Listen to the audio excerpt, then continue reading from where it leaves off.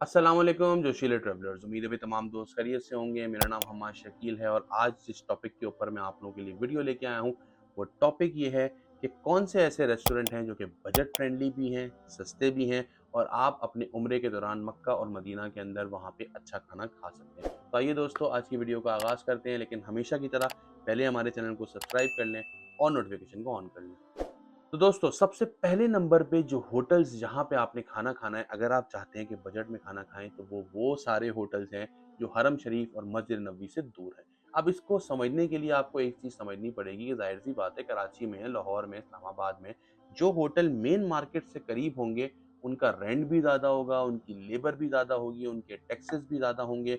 तो ज़ाहिर-सी बात है, जब उनकी कॉस्ट ज़्यादा होगी तो उनकी प्राइस भी ज़्यादा होगी, भले वो सेम चीज़ ही क्यों ना बेच रहे हों। सेम यही चीज़ जो है वो मक्का और मदीना में भी अप्लाई हो रही होती है।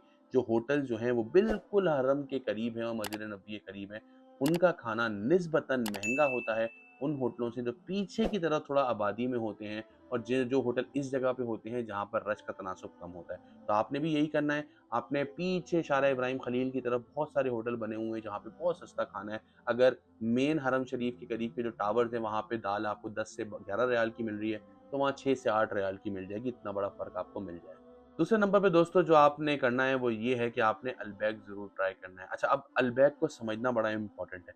अल्बैक 2 तरह से लोग खाते हैं। एक तो अल्बैक वो लोग खाते हैं जो होते हैं बड़े अमीर, पैसा की कोई कमी नहीं होती, अल्लाह ने बड़ा नवाज़ा हुआ होता है। तो वो लोग क्या करते हैं, अल्बैक के बड़े-बड़े बर्गर लेते हैं, ये लेते हैं, वो लेते हैं और भाई बहुत महँगा खाते हैं। और दूसरी वो लोग होते हैं जो कि मुझ जैसे गरीब हैं। वो क्या करते हैं कि वो अल्बैक की एक डील लेते हैं और उस डील के अंदर जो होते हैं ना वो बहुत सारे नगेट्स होते हैं। साथ आपको 2 बन मिलते हैं।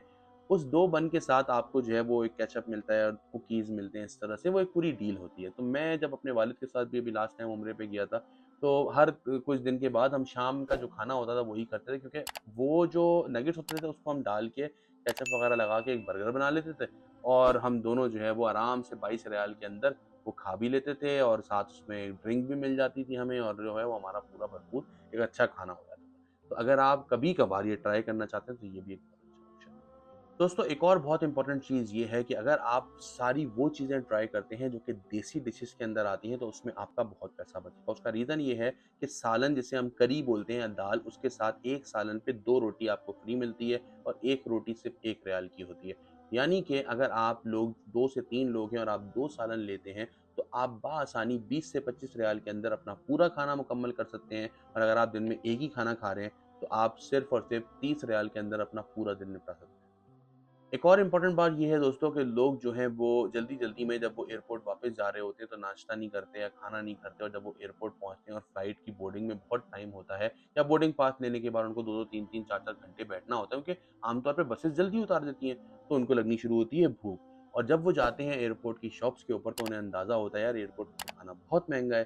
तो बेहतर यही है कि आप पहले से अपने लिए रोल-वोल कुछ बनवा के आएँ ताकि एयरपोर्ट के ऊपर आपको महँगा खाना ना खरीदना पड़े।